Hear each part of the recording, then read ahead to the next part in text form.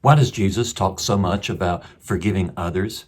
What happens if we hold on to unforgiveness in our life? How much does unforgiveness tie to sickness and disease in our life? Stay tuned as you're going to learn more about that this week. How do I bring my faith to work? How do I tap into the power of God in my work-life call? Why am I going through this adversity? Is God mad at me? I'm Oz Hillman, and I've been helping leaders like you answer these questions and more for over 30 years. That's what this podcast is all about. Let's learn and grow together. Welcome to TGIF, Today God is First.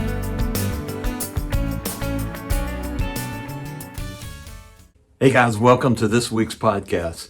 Boy, I've got a treat for you this week. Back in 2015, I had been single for several years and just thought that, my life was going to be a life of singleness for the rest of my life. And as it turned out, I ended up going to a movie preview from a friend of mine who produced a movie called Captive. That movie was about a drug addict woman who was taken captive in her apartment in North Atlanta. And she read The Purpose-Driven Life to him, and that saved her life. He had already killed 3 people that day.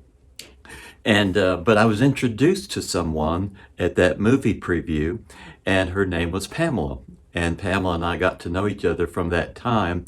And I heard her story, and one thing led to the next, and we were engaged not long after that. And so today you're going to hear an incredible story of Pamela that had a difficult childhood, and that childhood led her into a lot of difficult places. Many of us have had difficult past, and forgiveness is a key point on whether we're going to move past that difficulty. There are people that have betrayed us, used us, abused us, so what do we do with that? And so Pamela, has a story of forgiveness that's unlike anybody that I know. And so this week I'm featuring a talk she recently gave at our church here in North Atlanta in Dawsonville, Georgia, Christ Fellowship. And this talk is an extraordinary talk on redemption and forgiveness. So I hope that you'll benefit from what she has to say, and we'll see you at the end. God bless. Someone that Karen and I have grown to love, a couple that are now a part of the Christ Fellowship Church family. I discovered Oz Hillman years ago, nearly 2 decades. Oz, in your writings, I think you're one of the most prolific authors that God has gifted to the body of Christ. If you don't know who Oz Hillman is, it's O.S. Hillman. I would encourage you to research and to go to Amazon and buy everything that he has, because it will wreck you, change you, and increase you all at the same time. But Oz is not speaking tonight. His lovely bride is, Miss Pamela. And we are thrilled to have her minister with us. I got to know her when we had lunch one time with Oz and my wife and Pamela, and discovered her story. As I said this morning, every speaker of the North Georgia Revival, we have felt a particular leading to bring them into the revival to speak. And I sensed the presence of God so strongly when I invited her, and I knew what would happen this evening. There will be breakthrough tonight. There will be breakthrough tonight in people's lives. How many of you would like to have breakthrough in your life, your family? Come on now, it's going to happen tonight. I need you to do me a favor. I want you to pull out your phone, and I want you to share the link of the North Georgia Revival, because you're going to want to have this story coming into the devices of people that you love. Christ Fellowship Dawsonville is our Facebook page, and you can go there right now, Christ Fellowship Dawsonville, find the live link, if you will, and share it. Or you can download the Orange app, the ISN app. It's Supernatural app. Download it, and we are live, being broadcast all over the world. So I want you to make sure that you share the link, Christ Fellowship Dawsonville. So without any further ado, I want to introduce Miss Pamela Hillman. And she will come immediately after this short video. Turn the lights down. This is her story. God bless you.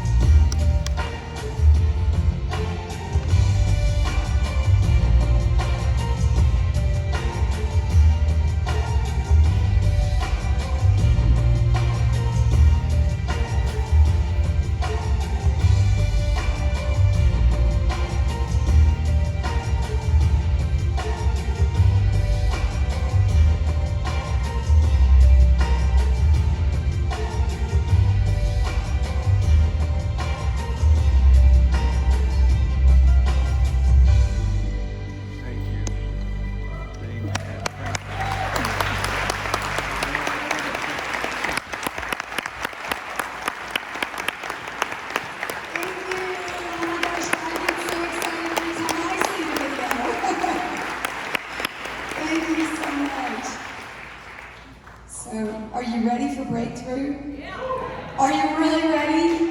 Do you know it lives inside of you? The breakthrough is inside of you. It's one decision away. You have to make the choice. So let's get ready. Okay, Oz? It's up behind you. Oh, it's behind me. Oh, you guys tricked me. Okay.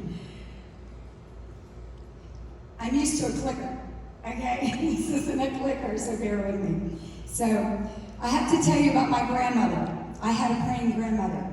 And if you have a praying family, that is the key to your life, and be the praying family. It's important to pray for your children and your grandchildren. My grandmother, she played piano for the church 65 years. She would cook for the pastors that came to the home. And this one jolly old pastor, he comes over and he puts his hand on me. And he says, this one here's special. She's going to do great things for God one day. Oops. But the enemy heard that. The enemy heard that and knew this one here's special. We're all special in God's family. We're all special.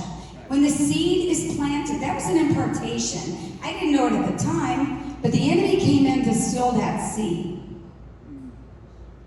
And it was through my dad. So I was outside playing, and there was this little puppy. I have a heart for animals. So I bring this dog home, and I said, Dad, can I have this? I'm 5 years old. My mom and my sister aren't home. He said, come upstairs with me and you can have the puppy. I've taken naps with my dad before. I don't think anything about this. I go upstairs, lay down, and then something happens. So I go running out of the room, go downstairs, and my puppy was gone. It got untied outside. But the seed was planted.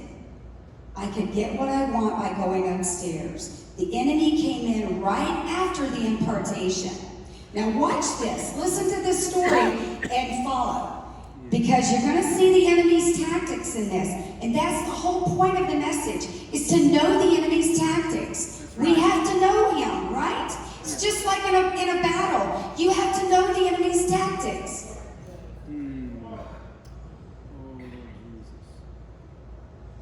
Okay, so by the age of 5, it was my dad, it was my uncle, then it was my godfather, and the godfather was the worst, and it continued on, but I was told that I would be killed if I said anything. So who said anything? It wasn't me. And actually, after I did tell my mom, she didn't believe me when it was with my dad, and then it started happening with my sister, and then she finally threw my dad out, and then I thought I caused that. I caused my dad to have to leave, and I wasn't going to have a daddy anymore. So the shame and the guilt and all that started piling up. It was all through that trauma. Watch carefully. It's a trauma that the enemy brings. So I've been kidnapped, tied up, choked, beat, raped, ran over, and shot at. But let me tell you the grace of God. When you know, I knew Jesus was in me. I had a praying grandmother. I accepted Jesus as a child. I didn't know what that was. I mean, she took me to Bible study, but I didn't really know what that was. But he was with me. When I was shot at, I was sitting in a chair. It made a complete circle around me. The chair had holes in it. The picture above my head was shattered. I knew. My grandmother was praying for me. There was an angel in front of me. I knew it. I went running out of the room crying. My liver, I was in so many car accidents. I was on a body cast. I was molded in this body cast and in this wheelchair for a long time, and they said I wouldn't walk again. But God, I run today. Come on. This is God. Yes. This is the power of God. There were so many things. I was in the hospital for my liver. I did cocaine for 35 years. That destroyed my liver. I would drink, I would do cocaine, I would drink, I would do crack. And it destroyed my liver 3 times. I was in the hospital. One time I was on the dying ward with AIDS and cancer patients, and I didn't even know it. And I said, why am I on said, "You're dying." I said, "Well, can I get another liver?" And they said, "No, you don't have enough time. You have about 6 months." So, but God, he has another plan. Yes. So I got involved in dealing cocaine, large amounts, through this Colombian mafia guy. And I kicked his door. And so he put a hit out on me. It was a stupid thing. But I mean, really, this is a Colombian mafia guy. And it doesn't matter what you do when that happens, but somebody that worked for him contacted me, and then I was at a point in my life I didn't care, and I went to him. I always carried a gun, and I just said, do whatever, but I can't live with carrying a gun and sleeping with a gun under my pillow and showering with a gun. I just can't live like that. I'm here to reconcile something, okay, or just do it. So I got tired of running. And I did this for 35 years. I was in such destruction. Everything that I did, every guy that I turned to, it was the same guy with a different face. There were so many things the enemy had built inside of me, the shame, the guilt, it was always everybody else's fault. It was my dad's fault. Yeah. It was my mom's fault for not watching over me, right? It's always somebody else's fault. So we blame everybody.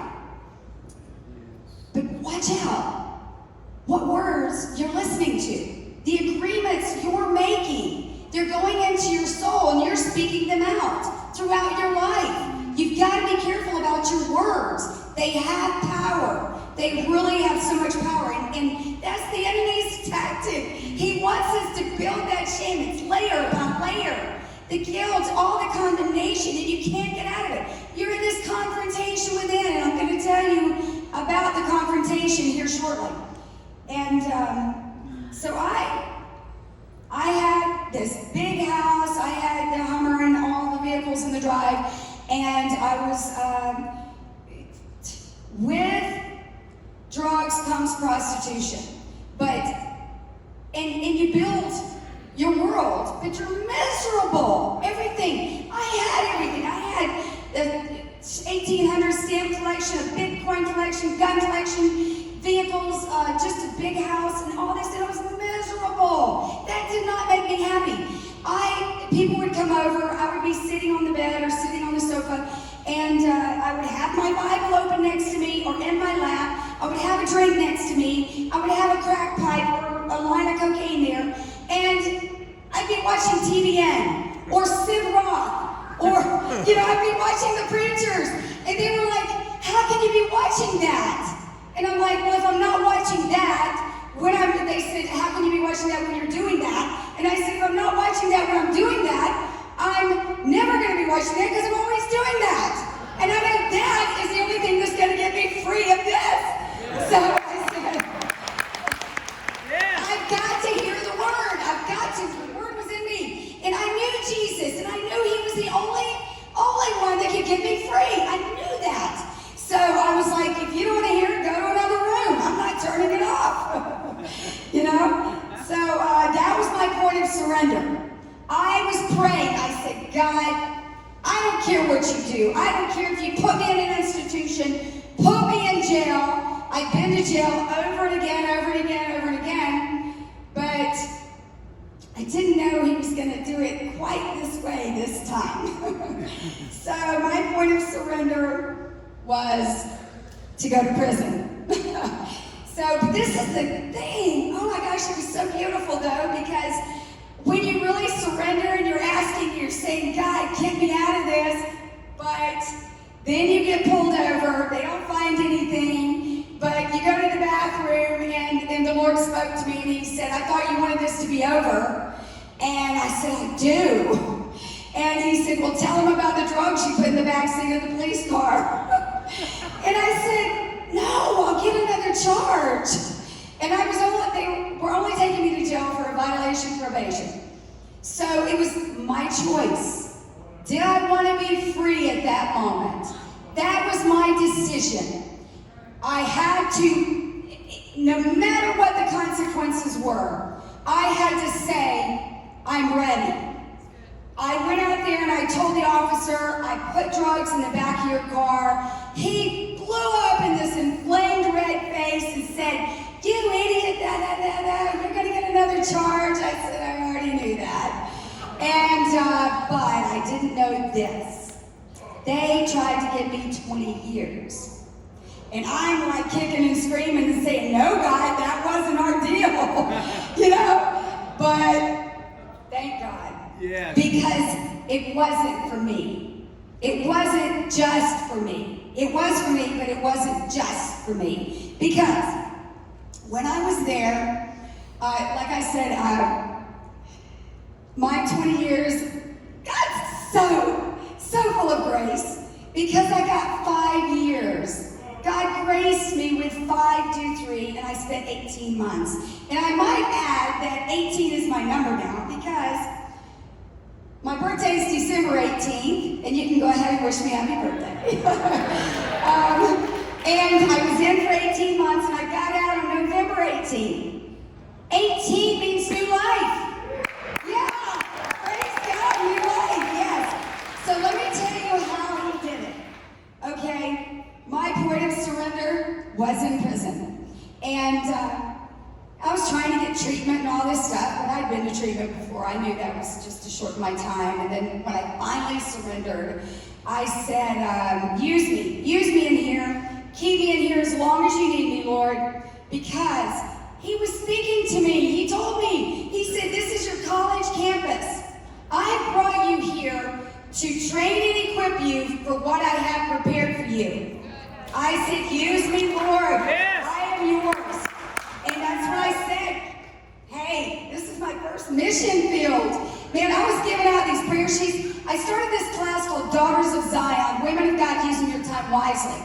They wanted change so bad. They were so hungry. They saw me happy all the time. I was like going around skipping and just happy. They said, how can you be happy? You're in prison. I said, I'm not in prison anymore. I was in prison out there. I'm telling you, man, the enemy is such a liar. He wants us to stay in a prison, this invisible prison of unforgiveness. I mean, it is so prevalent. The offense that's going on, oh my gosh, one little offense, and people are like, I mean, this is a hatred. This is what the enemy is doing. It's a seduction, okay? And he's in the airways. We got to be mindful of this. That's good. That's good. Amen. So he said, so I'm studying all these psychology books and self-help books and recovery books that I got sent in, and I'm like, oh, I got to figure out what is causing me to go back to this insidious drug. You know, I mean, I have almost 2 years clean. I was even in seminary, you know, and I would relapse and go back to the drug. But it was because of the insecurities and a lot of the wounds that hadn't been addressed from the men, because I would sleep with a guy, and then I would go back to using. So I was like, okay, you know, even when I was celibate, I was like, I cheated on Jesus, you know? It was terrible. It was a living hell. It was an inner hell. So I'm studying all these books, and the Holy Spirit spoke to me in my room. He said, the only thing that will change your own mindset is the Word of God. Memorize a scripture a day. I said, I am on it. I did it. And I have a book. This isn't the one, but I'm actually creating that into a book. After, my other book is written in edits, and it will be done, it will be out, my storybook will be out in spring. I always say spring. But anyway, so the other book is about this size, but I started from the very beginning of it, and I went through the entire book to the very end. It took me an hour and 40 minutes every day to go to the very first scripture I ever memorized to the very last. If you are intentional, if you want to have a change, you've got to do it on purpose. You've got to get up and make that decision and say, okay, today is a new day, and I've got to do this for my own self to change. That's good. That's good. So I'm in prison, and I'm just like, I'm talking to God everywhere, you know. I'm sitting on the toilet, I'm holding this toilet paper roll, and God gives me a revelation, and he says, the center represents Jesus coming in. Holy Spirit fills you.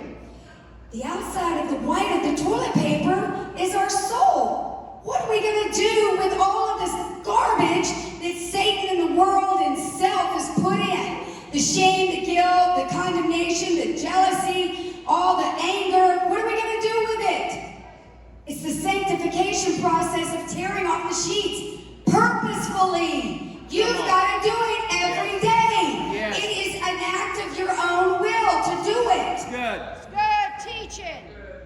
So there's the toilet paper roll. God said some people have to have it a little more simple, right? Something to remember. That's me. So he said, the Lord spoke all the time, praise God. And he said, I want you to write down every name of everybody who's wronged you. I didn't remember some of the names because I'd been raped. I didn't know their names. But I wrote down the incident and started praying in the Spirit over them because my prayer was God-given. That was my prayer, okay? And I was like, you're a God of vengeance, right? So he said, just put your hands on the paper and pray in the Spirit. Because I had Holy Spirit since I was 26. So, and that was part of my sanctification. I've been in the sanctification process since I tried to commit suicide in 26, when I was 26. And then Holy Spirit came in. So, anyway, I don't advise that. You'll come in without having to do it. Anyway, so I put down the names on the paper. I'm praying in the Spirit over it. And something happened in me. It was in me. Every name, and he told me to put my name at the end. Then he gave me this analogy to look in the mirror and quote scriptures and say who I am in him, who he says I am in the Word of God. And you got to do it on purpose. This is all on purpose, y'all. You got to be intentional about your sanctification. Okay, you're already saved. You got Jesus. This is a process. Yes, it is. Yeah. So forgive. He says, my Heavenly Father will do the same to you if each of you does not forgive your brother or sister from your heart. Okay? I couldn't do it from my heart, so I let Holy Spirit work through me and pray over the paper. Okay? But get this. I had a lot of sickness. I had a lot of stuff going on in my body. Handed over to the torturers, the evil one, when you have unforgiveness. You have sickness, you have disease, your mind is feeling, or you're schizophrenic, whatever. The enemy has come in. He's a torturer. You've allowed him, you've opened the door for him to come in. And it's through unforgiveness. We've got to release it. You've got to release the unforgiveness. My goodness, yes, God. So my steps to forgiveness. Writing on the piece of paper, had to forgive all these people and myself. Took me a long time. For a couple of weeks, I just prayed in the Spirit over it. I gotta tell you what God did. So many people I saw on that piece of paper. And I'm gonna tell you this impactful story toward the end, but God released them from my soul. They were entangled in my soul. I saw it in the Spirit.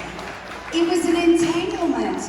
And as I prayed for them, I started praying for their salvation, for their healing, for their minds to get right. Those who raped me, what's going on with them? Why did they do that? And I'll tell you the story in just a bit. Okay, so when I get out, I'm going to tell you this 1 of 1%. So when I got out of prison in 2010, my son, who is here with me, praise God, he's getting baptized tonight. And yes, pray for him and his fiancée Mindy, Chris and Mindy. Yes, pray for them. God has reconciled us. But so I went to get life insurance because, I still got a little bit of doubt, I guess, and thinking, man, I've been through a lot of stuff going into my body, so I need to take out a life insurance policy for my son. So I go and they say you have to to go to the doctor and get the blood work. So they call me. This nurse calls me and she says, I thought you might want to know about this. And I'm thinking, oh, yeah, I knew something, right? And she said, well, you are one of 1% of the Americans with 100% health. I said, what? I said, say that again? I said, what does that really mean? And she said, there's only 1% of Americans that have 100% health. I said, are you sure you have the right file? And she said, yes. And I said, that's God. It's all God. He's done that because I pressed into him. I released the people that wronged me. And he released all of that garbage from me. That's 1%? Really? That is good. So prison became my launching pad to freedom. Didn't matter how long I was in there. I told him. These women were coming up to me after my class, the Daughters of Zion class, and they were saying, you don't know what it's like. This happened to me and that happened to me, and I did this and that. And I'm like, well, I did that. Maybe not to that extreme, but that happened to me, and I can relate. I can relate to all these women. And I'm like, I get it now. I know why I had to go through all of these things. So they're saying, well, how do you pray? Well, the Lord taught me to pray scripture. He says in Genesis 1:26 that I'm created in his image. Right? Yes. And he also says in Isaiah 55:11, so shall my word be that goes forth from my mouth. It shall not return to me void, but it shall accomplish that which I please, and it shall prosper in the thing which I sent it. What are you sending out of your mouth? What are you sending? You're created in his image. We got to watch our words. But your words are coming from your core belief. So you got to know what's your belief system. Yes, yes. That's good. It's deep. It's okay. So I created these workbooks, and I was like, okay, I was on this module for change, and it's great. It's on identity and everything. But so I Googled change. I needed an acronym, and they were horrible. So I prayed, and the Lord woke me at 4 a.m, and he says, choose habits around new growth every day. Wow! Choose habits around new growth every day. You gotta be intentional. You gotta do it on purpose. My goodness, that's good. So it's rewiring your brain. Every bit of it. Every day, every night when you sleep, you're rewiring your brain with something. You get up in the morning, you get on Facebook, you're rewiring your brain to the negative. Okay? You've got to be intentional and get up in the morning. Oh my gosh, I get up and I go in the day room, and God's given me so many dreams and revelations. I had one dream where I was in the day room, the Bible was in my lap, and I fell asleep. I don't ever fall asleep. This morning I did. And the Bible starts breathing, y'all. It's breathing. It's alive. It's in my lap. And it is alive. It is alive. It is. And then all of a sudden on this side of the page, the words, they're lighting up like gold. Down here at the bottom, they're gold. Over here, they're gold. Down here. And all of a sudden, they raise up. They come together, and they make another sentence. And I heard decoding the Bible. And then Oz walks in, and the day room door opens and wakes me up, and I didn't get the sentence. I said, Oz, I said, you woke me. So Satan tried to destroy me, but Almighty God restored me. Praise God, hallelujah. Not only me, but he has restored my relationship to my son. Christopher, will you please stand up? I know you weren't expecting this.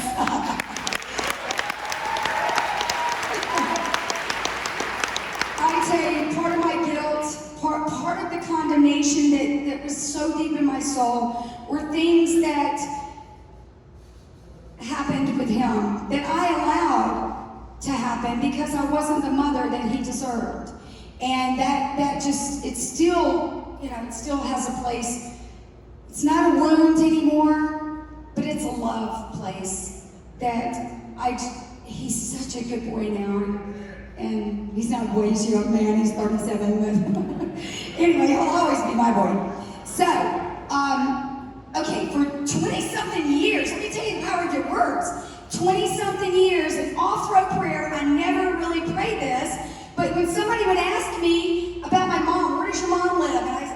she lives in an apartment. We've lived in an apartment all my life, you know, and she's never had a house, but I'm going to buy my mom a house one day. And I felt it. Every time I said it, I felt something ignite inside me. I knew it. I knew. I didn't know how. I never knew how it was going to happen, but I kept saying it. It's the power of our words. They are so critical, y'all. I didn't know that I was going to buy her a house 6 months after I got out of prison, but God did. Come on. So my dad, I got reconciled with my dad while I was in prison, and he was writing me, but he had dementia, and it was really bad. So I said, Dad, I'm going to come take care of you. I'm going to live with you. And he got so bad that they contacted me and said he's in hospice and he's not going to make it. You're not going to get out in time. Well, he did. I prayed, and I said, God, I got to see my dad one more time, please. So I got in on Thursday, got to see him on Saturday, and it was as though he was already dead in this chair. His eyes were all hazed over, and he was 6 foot, like 4, and he was like a little 4-foot guy. It was horrible, but I got to caress his face, and I got to tell him I forgive him. And he started crying. He was waiting for me, and he died the next day. So I know the power of forgiveness. But I was given a safe, and it had $65,000 in it, and I knew what I was going to do with it. I bought my mom a house. It's appraised at $170,000. We got it for $62,000. It's actually in the book and in the workbooks too, the story. But all these stories are. But yes, it's the power of your words.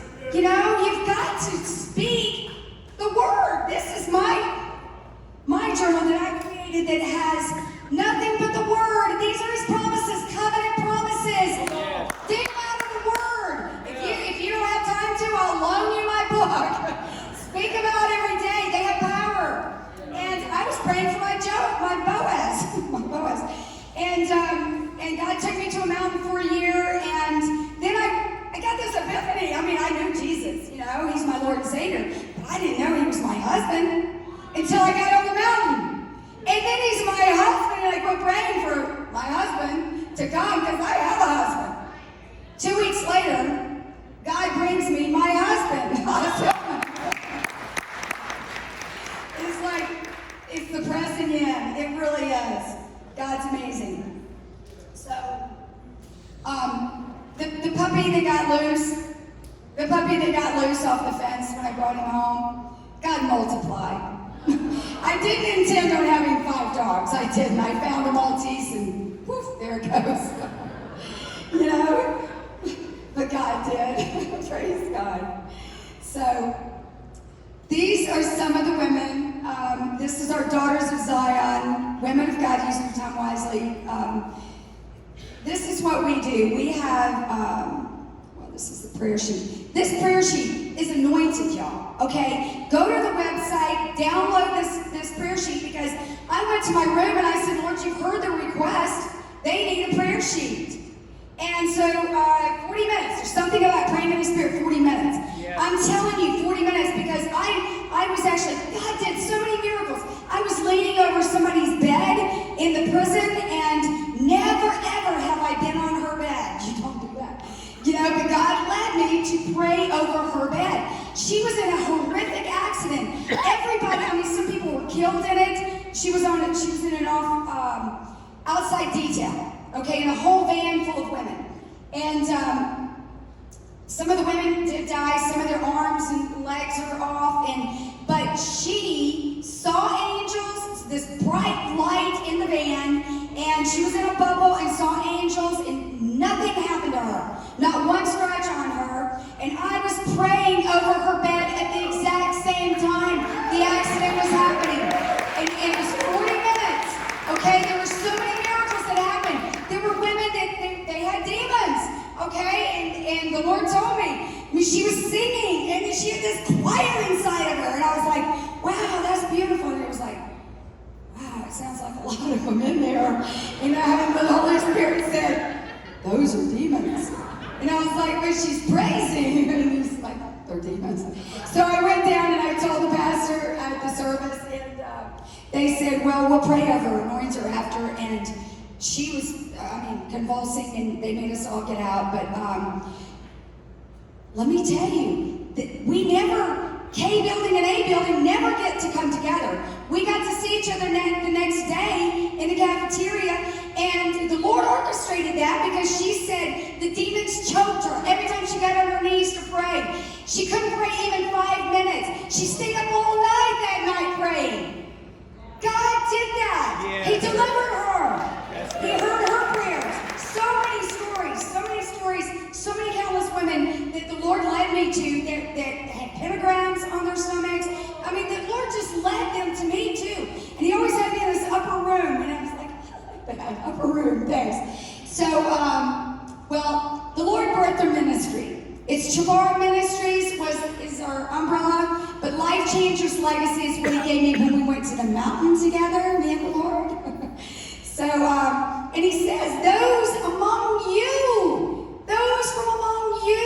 shall build the old waste places, right? Yes. That's us. Yeah. My goodness. You shall raise up the foundations, right? Yes. That's us. It's not, we can't wait on other people. We got to do this. This is a community. I tell you what, I feel so blessed to be in this church. I am so blessed, guys. I'm telling you, God led us to you guys. And I know the anointing, and I feel the anointing so thick in this place. And I'm honored. I am so honored to be here. Yes. Thank you, Lord.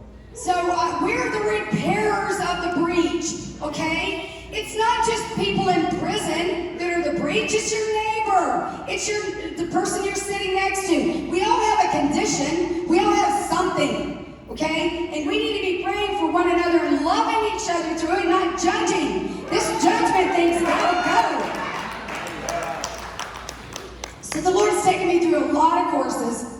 And it's all for preparation for the women to know, to be prepared, to be geared up and trained. And I have a great team. I have a lot of guests and family team over here. Can y'all stand up for me, please? Yeah. So we have a larger team than that, but I'm thankful for my team here and my family. Yes. So in my recent ordination is I'm a chaplain now. The Lord told me to become an ordained licensed chaplain so that I can go in and come out and do for His glory, for His people. So through the different workshops, different counseling classes, everything that I've been in training for the last 10 years, got out 2011, so it's been 9 years. I've created this workbook series, and it's to go back into the prison.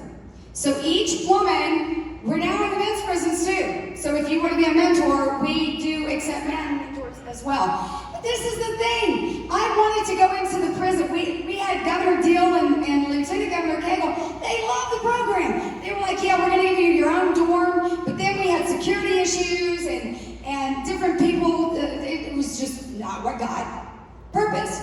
So I waited on the Lord, prayed into it, on the mountain. I tell you, those mountain experiences are important. My Lord. Don't, just like the dark place, it's important. And I tell the women when I go into the prison, in the men's prisons, I said, this is your cocoon. You know, this is your place of solitude. He's brought you back to Him. It's an important place. We have got to know when we're in that dark place, it is an important place.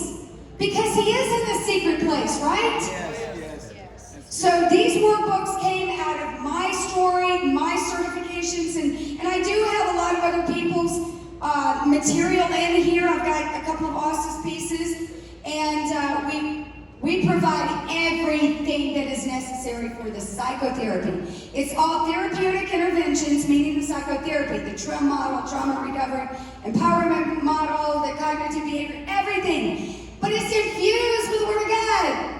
The Word of God is who heals, right?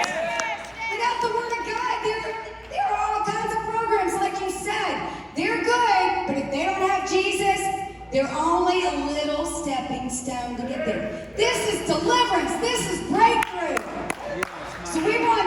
So each woman gets this workbook, and we provide a mentor for them to walk alongside. So the mentor gets a workbook as well. The Lord told me it's a two-edged sword. Both are getting healing. So, and we all have something. Yes. So we rely on mentors and partnerships. Let me tell you, just trusting in God for everything. We go to a national prayer breakfast, and I've been on a 30-day fast, and this was day 35, and I hadn't had chocolate yet. And I said, I think I want some chocolate.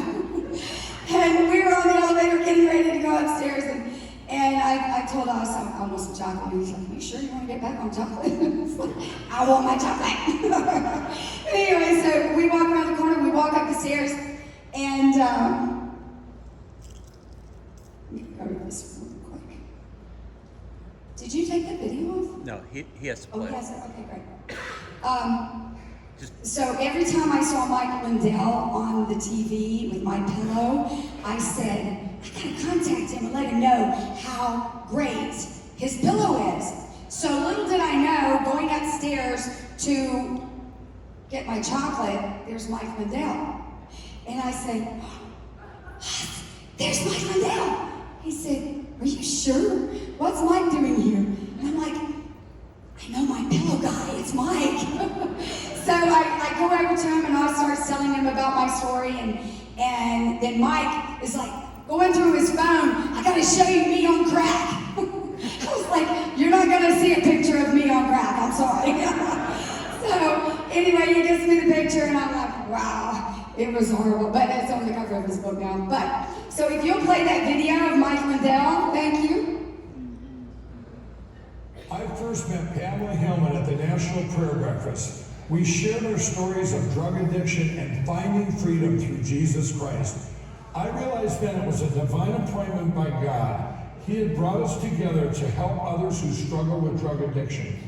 Since then, I've learned all about Pamela's amazing one-on-one mentoring program for those in prison and those coming out of prison.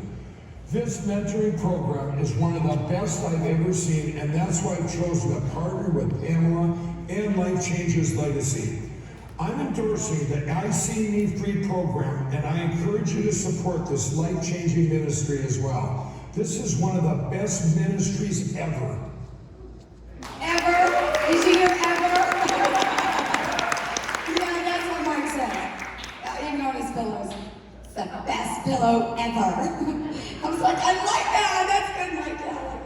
Yeah. So Mike is our partner. He's using our workbooks, and we do have 4 workbooks, but it's really easier just to hold 2. But he's using the workbooks in his Lindell Recovery Network. He's opening in January in Minnesota.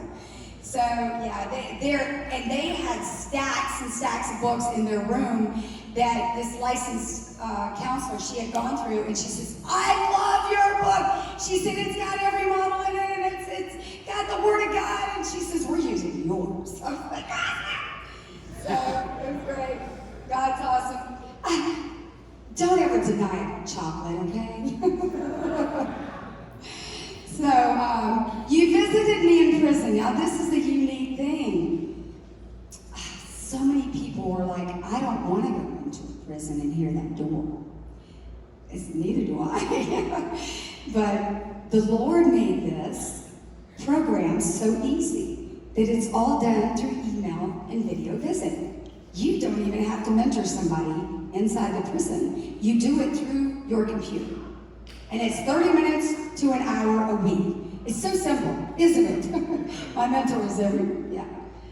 So, but doesn't he say that? For I was hungry and you gave me something to eat. I was thirsty and you gave me something to drink. I was a stranger and you invited me in. I needed clothes and you clothed me. I was sick and you looked after me. I was in prison and you visited me and you did it through your computer even. Okay? But how many times are we doing any of these? How about somebody on the street? Are you stopping? Or are you saying, they're just going to buy drugs? So, if they go get a drink, I would get a drink if I was on the street. I'm sorry. But I go and get food for them. I do. But I give them $1, I give them $5. Because I trust God has led me to that person. It is my duty to give them something. No matter what they do with it, it's their choice.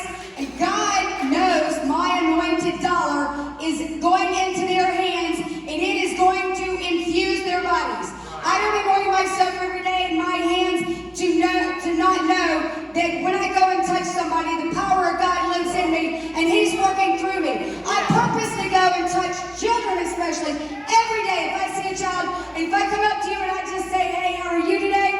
You know I'm thinking the power of God surging through me, because you might need healing, you might need deliverance, you might need something. I don't know what you need, but He does, and He's working through me. And I purposely do that every day. You gotta do it on purpose.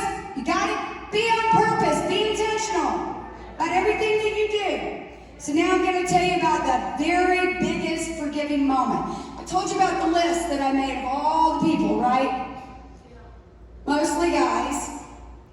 Well, in the prostitution business, drug business, all of it, I had the business I had was a lot of wealthy men. They flew in from other states too, and that was just one period. But anyway, this one guy, he was just mean to people. I was at this party, this place, and he was ugly to people, and he was a very wealthy man, and all the women were getting rid of him. And he wanted me, and I said, no, there's no amount of money that you could ever offer me, because, you know, I didn't like his attitude, how he treated people, and I still had a heart for people, even though I was in sin. My soul was infected, y'all. I didn't know how to get out of that. These women and men in prison don't know how to get out of it. We have to be their hands and their feet and their love. If we want them to change, if we want our societies to change, 90% are coming out every year, y'all. 90%. Are we going to just let them come out and be the same person? Or are we going to do something about it? Really? So this one guy, he says, I'll have you. I'm going to get you. I didn't really think much about it. And so I go to this person's house. I had this guy, he was like a big brother, and he was kind of my bodyguard, and he went everywhere with me. And so I go to this house I was invited to, and I wake up and nobody's there. And I'm in a puddle. And I'm like, what happened? And where's Jeff? And he's, you know, my big brother guy. And when I left and got in touch with him, or he called me and he says, I'll help you get him. I'm gonna help you get him. We're gonna chop his. And I was like, what happened? What happened? And he said, he came in, you were in the other room, he came in and gave the guy a wad of money, and 6 other guys walked in behind him, and they pushed everybody out of the door. And I said, yeah, I want to get him.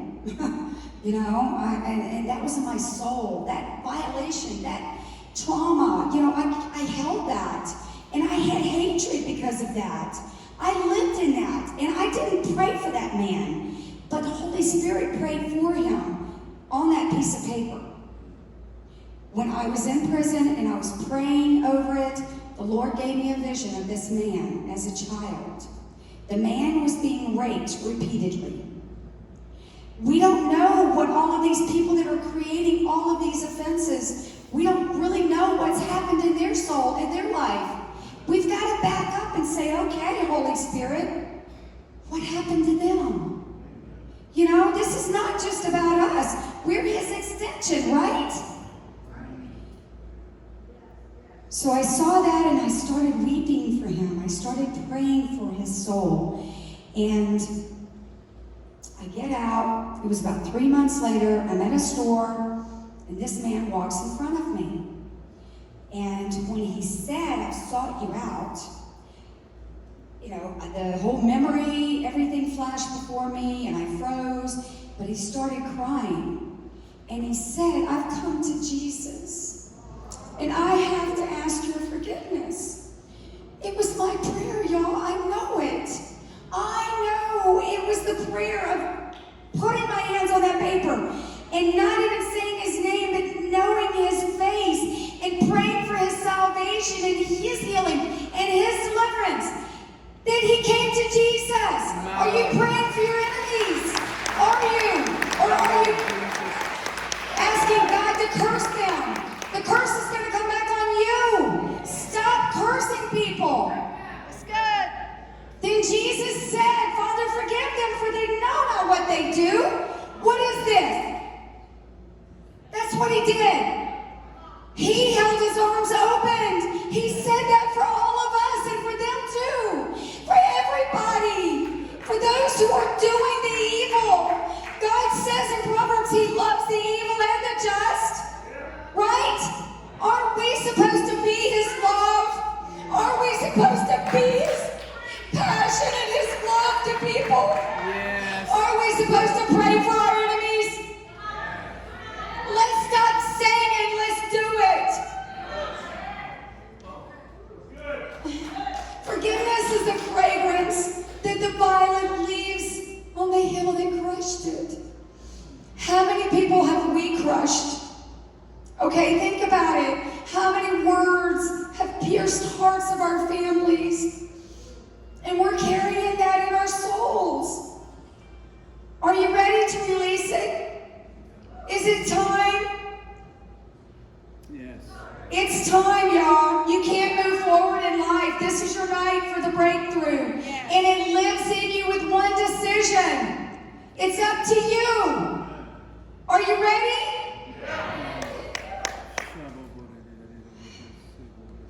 This was my biggest challenge. It was the self-forgiveness because of my children mainly.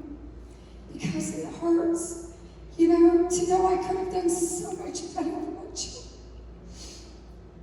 But he's forgiven me. I've had 4 boys by 4 different men. I gave up one for adoption at birth. Haven't ever seen him. Another one, I chose to sign him over at 6 years old. I breastfed him 13 months. But I didn't want his life to be bad. I wanted him to have a good life. And I didn't trust myself. And that was 20-something years ago. And I know he'll be back because I was weeping in the prison and I said, Lord, don't let my children turn out to be like me. Put forgiveness in their hearts. And he has. And the Lord, I said, Lord, speak to me. And I opened randomly in the Word to Jeremiah 31:16. It says, refrain your voice from weeping, daughter.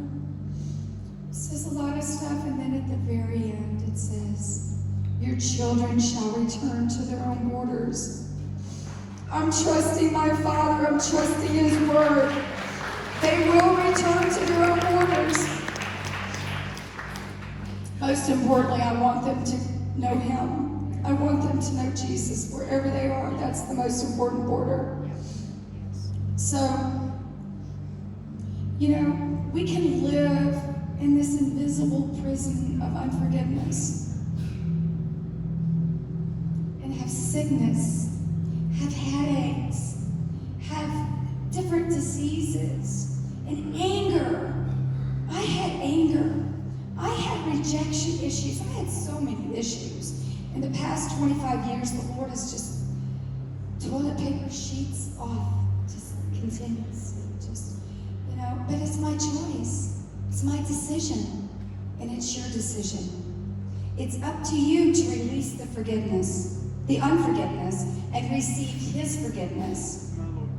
But it's so hard to do. It's an act of your will. Faith is the activating force of what we believe. What do you believe? What is your belief? That's really the question.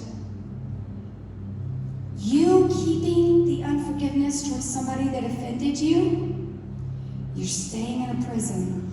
You're not doing anything to them. But watch what happens when you step forward and you say, I release it to you, Lord. I release the unforgiveness. I can't do it anymore. I can't hold it. And it's up to you. And tonight's the night.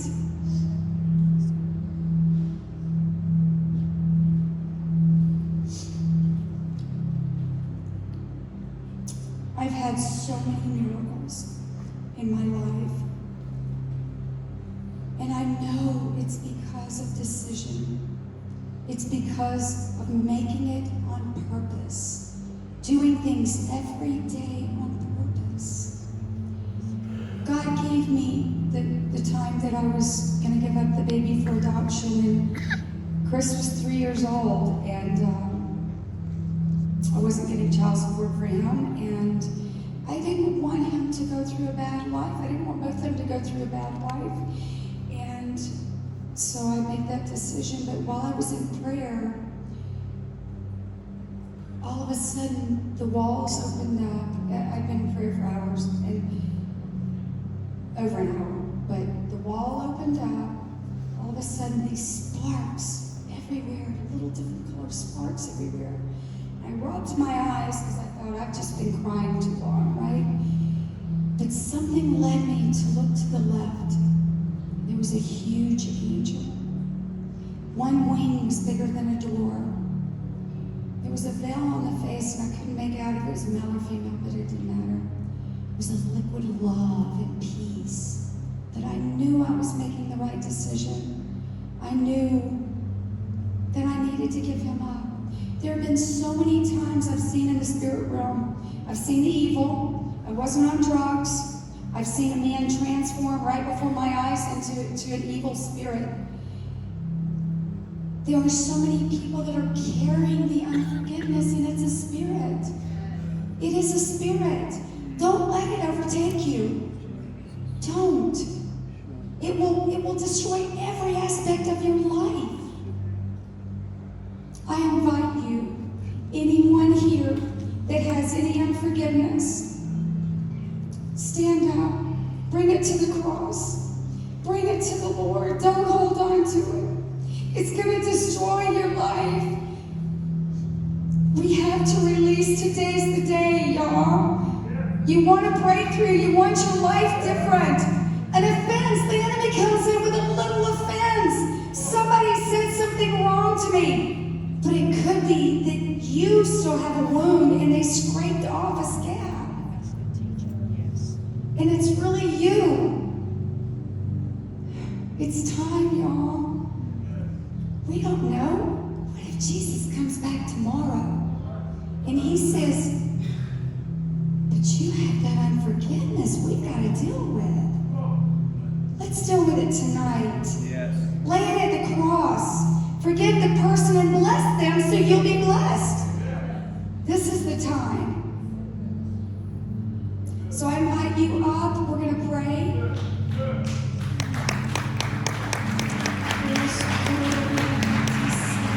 Let's stand to our feet all across the building if you would. All across the room. I sense in my spirit such a breakthrough tonight. And I think we need to give a demonstration. If there's unforgiveness that you need to forgive, I'm going to ask you to come to the altar. This is not the baptismal part of it yet. We're just going to physically come to the altar right now. Just begin to make your way. I'm not going to plead. I'm going to beg you. You've heard the proclamation, the declaration. The invitation is, if you want your freedom, if you're wanting to let it go, come. Come.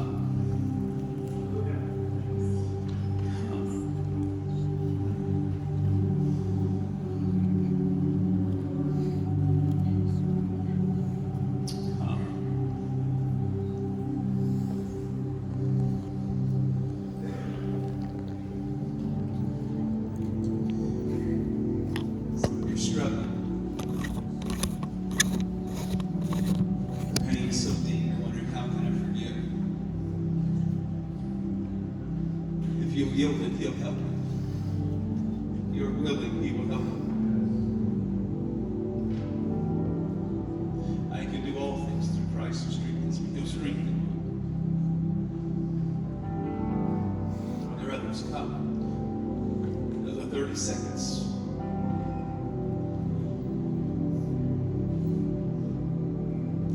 Some of you swore you'd never forgive him.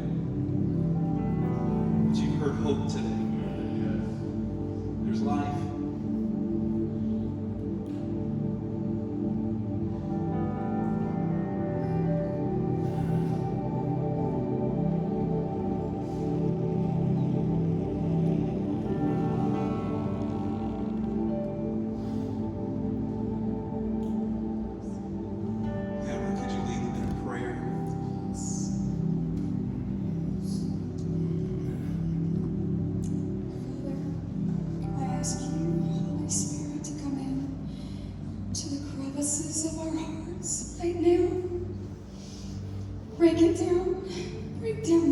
gospel. There are more people out there that have the unforgiveness and they're not releasing. And I say, come forth. Come forth. Now's the day for your release. Holy Spirit, come in. Clean out the hearts. Oh, come in with a fresh anointing, a fresh peace. Yes, Holy Spirit. All those places, all those deep places, all those words, release from your soul now. I command all the deep places, the wounds, the enemy's traumas, the wounds come forth out into the abyss. Satan, you have no more right. You have no more authority. Freedom is in this place. Say, I release all unforgiveness of, name the person. If there's more than one person, name them. Release from your soul.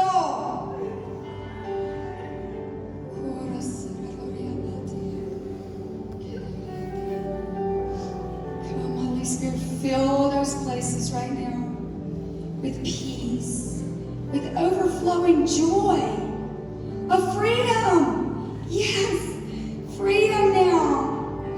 It's out of your soul. Don't listen to the enemy when he comes back and reminds you. Don't listen to it. It's a lie. It's out of your soul now. Say, Jesus, come in and fill those places. I trust you with every part of me, everything in me, Lord. Cleanse me and purge me. If I've wronged anyone, forgive me. Help me, Lord, to release immediately when someone offends me. Give me your eyes. Give me your heart. Let me know what they're going through. And let me pray for them. Help me to remember that, Father. I rely on you, Holy Spirit, for every part of my life now. And I am free. Say it. Say it. Proclaim it. You're free. The unforgiveness is gone. You are free. Hallelujah. Don't listen to the enemy. Okay? It's gone. You have the overwhelming joy in the Lord. You are free. It's released. You just said it. And anytime anybody offends you or anything comes up and reminds you, or the person even comes back to offend you, step back and say, no, that's been released from me. Keep reminding yourself. The Lord says we got to remind ourselves of things, right? Remind yourself. No, that's released from me, Satan. That's a lie. I'm not receiving that. And you've got to learn how to not receive things, okay? Because the enemy's going to work through people. That's how he gets to people. He works through people.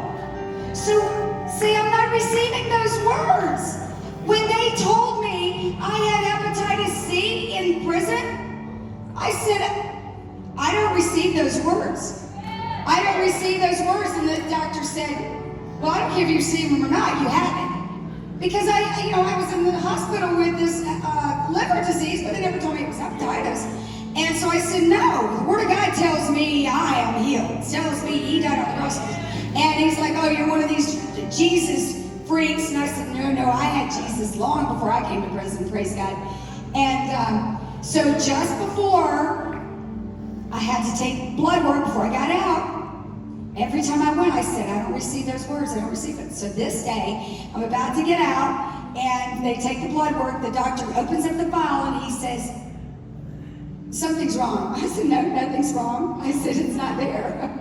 And so he orders another test, and they come back, it's the same thing, and he says, looks like your Jesus healed you. I said, I know my Jesus healed me.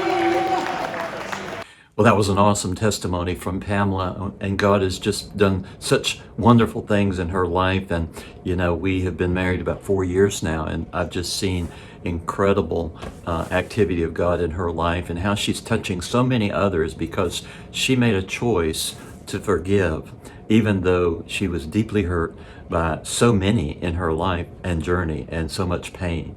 So I want to encourage you that if you've got somebody in your life that you need to forgive, I want to encourage you to do that today, because the only one who's in bondage is you if you don't forgive.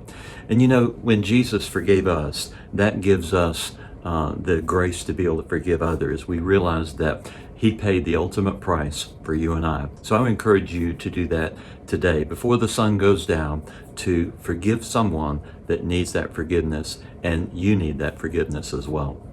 So, thanks for being with us on this session. If you're watching this on YouTube, I encourage you to subscribe to our channel and place a comment below, because that will help others find us and be able to, access great teaching and great information like this.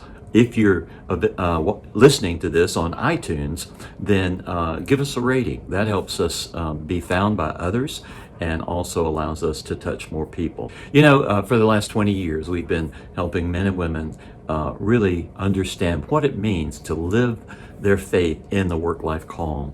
And so we've been pondering about how we can go deeper with people and create this community. And so we're going to be announcing something in the near future that might be of interest to you. If so, you need to get on our waiting list. And to do that, you go to becomegodschangeagent.com, becomegodschangeagent.com, and you'll be able to access the waiting list there, as well as receive a free download of my top 10 success principles for life and work.